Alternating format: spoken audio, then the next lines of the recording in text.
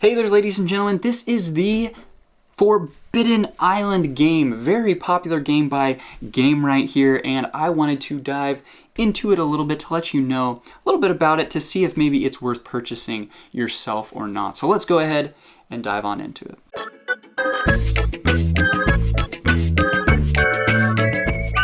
So one thing that is fun is it comes in this tin. You can kind of hear that and see it. It comes in this nice tin, which is just fun. Nice starting option for you there. So this is what you've got in the contents here. You've got a nice little rule book, not too big at all, so you can get playing pretty quick, which is great.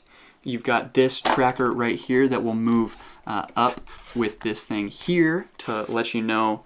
And it's got 4 different levels. You've got the novice, normal, elite, and legendary. So this is a tracker right here as you're going throughout the game, which is great. All the content and pieces feel really nice, feel really quality, feel like stuff that will last and a game that would just be fun to play, which I enjoy. So you can play with 2 to 4 players. This is a cooperative game. You're all working together to try and find these resources or these treasures right here, which honestly is just so stinking fun.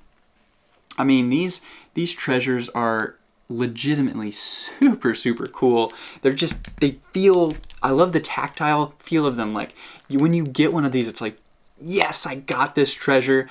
And I think the emotion that it evokes is, it's funny because it probably shouldn't evoke that much emotion, but it really feels nice when you get one. You're like, yes, I got these crystals, you know, or whatever it is. So that is super duper fun.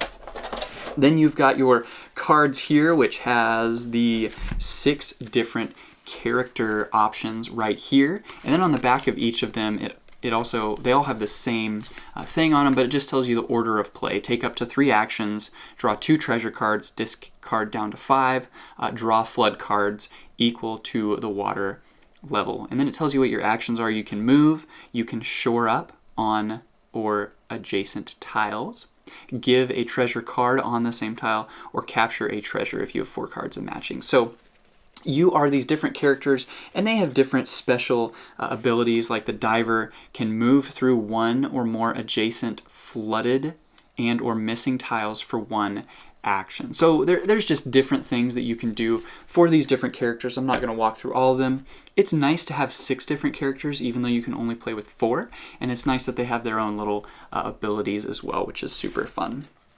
So on these tiles, you've got a number of different things, and on some of them, you've got these symbols right here. So this is the symbol for that treasure. If you get 4 of those, then you can take that treasure, which is obviously what you're trying to do, which is great.